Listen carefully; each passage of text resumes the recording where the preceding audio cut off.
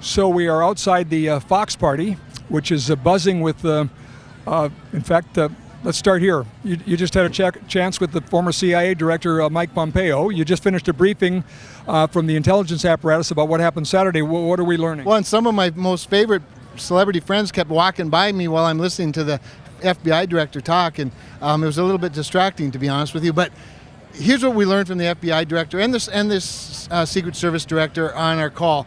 It's really important to note it was an unclassified briefing. So in other words, there were no top secret things. They might not be publicly discussed a lot. We learned the very specifics of the timeline. I think a lot of that has already been out there. We may have gotten a few more details on some things, a little more information on platforms he uses and some of his social networking, if you will. We've heard a lot about the sort of the makeup of the shooter, but to me, what's still unclear, and what they didn't share, and I signed in for a question, but all the time was used up before I got to my question. The thing that still baffles me more than anything else is that this person, as you know, was identified in some timelines an hour before, some timelines a couple of hours before. At the very least, they knew a guy with a ladder, was in the vicinity. All of that passed by, but by 5:52, he was identified as a person of concern, as a suspicious person. Because would that mean that the counter snipers would be aware of him at that point? That's what it says to me, and that the counter snipers would be aware of him. I think because he was outside the perimeter. That's at now 5:52. At 5:52. Remember now the shots were at 6:12, as they put 6:11. it. 6:11, but they were saying 6:12. It's 6:11 and 30 seconds. I've checked. There you go. So round up to 6:12. Whatever, it doesn't matter. It's almost 20 minutes at the very least, 19 or 18. If in fact I could accept that because he was outside the perimeter, local police hadn't gotten close enough or hadn't gotten up there to check it out or whatever the case might be, why was the president still on the stage? See, that's the thing that will forever bother me until somebody clarifies it or just admits we really, really screwed up, or that he somehow insisted on not coming off stage. I can't imagine that the detail around him, his closest personal security detail, if they knew that there was somebody suspicious on a rooftop 150 yards away. And what makes him suspicious is, remember, he had that rangefinder and a backpack. At that moment, the rally should have been over. Or at the very least, there should have been a pause. I'm not a security expert, Scott. It just seems to me that would have been logical. No one asked that question. I intended to ask that question. At the very least, should he have been removed from the stage? Maybe I'm wrong.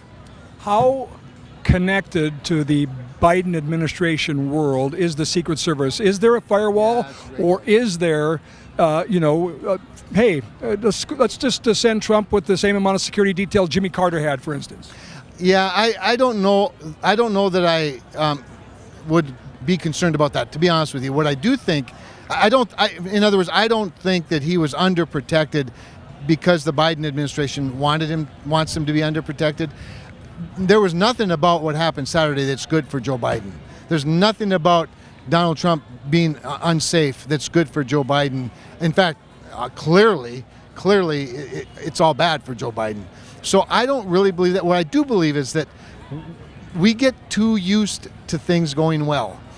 And we tend to, I think, with every event that's safe and secure and happy, and every incident doesn't become a major incident, we relax a little bit. I think it's some of that. I also think that the lack of resources is real. Well, but help me understand this. I know there's a lot of budgets that are secret, and I believe theirs is. I mean, how would they not have every dollar that they ask for? Well, and that's a fair question, Scott, and that's what we'll have to, as members of Congress, look into, because lack of resources should never be a problem for the people that secure and protect our presidents. I would submit it should never be a problem with how we should secure the United States of America, period. But you're correct, and that's what we'll have to look at. If they need another million, we should give them another $1 million. If they need 5, if they need 25. Now they'll have to come to us with what they need it for, whether it's surveillance, whether it's more personnel, whether Do we have any drones? We could help them in North Dakota with drones. drones would be important. That in fact was one of the questions that came up. There's some drone use, but drones, in fact, the discussion we just had with Mike Pompeo, I raised the issue of even our military is confounded about what to do about counter drones. Some youngster in a garage with a couple of $2,000 drones can fly them over a military base in Grand Forks, for example, and because the FAA has jurisdiction over the airspace, not the military, we have policies that are not up to date. When will we know? At least to a sense of peace. I mean, how far are you taking this before you say? I mean, in other words, everybody wants answers, right. And I don't care if it's Monday when the Secret Service director is there, or if she's fired the next day, or whatever. Yeah. But I mean, when are we going to know? Are they going to do a Warrant Commission take forever deal, or what's going to happen? Well, first of all, one of the issues that was really, really stressed, and by the way, it was stressed by Amy Klobuchar, is that we need to know fast because our constituents need to know fast, because the lack of information is really detrimental to the confidence, right? At the same time, we want to know the truth, right? So we don't want to move so fast that we cause alarm. It's a tricky balance for sure. I would say this, so on the resource issue, we all know now that Donald Trump and Joe Biden have a lot more detail. They have a lot more as of today. As of today, because of the instant crisis and their instant response. If we can respond fast to a crisis, we should be able to respond bigger to avoid one. Anything else you want to tell us about that briefing today? No, it was like I said, it was unclassified. It was by telephone, which is complicated. You can do classified by telephone and with encrypted equipment and stuff, but it's not so easy to do with 100 interviewers. So it was a little short on details. But I give them, applaud them for their effort. I applaud them for, taking the time to bring us up to date with as much as they're able to tell us. I think they were as forthcoming as they can be in this setting. I do think there's a lot more they could tell us, and I would expect we'll get it next week when we can get into a classified setting. All right. Thanks for the time. Yeah, thank you.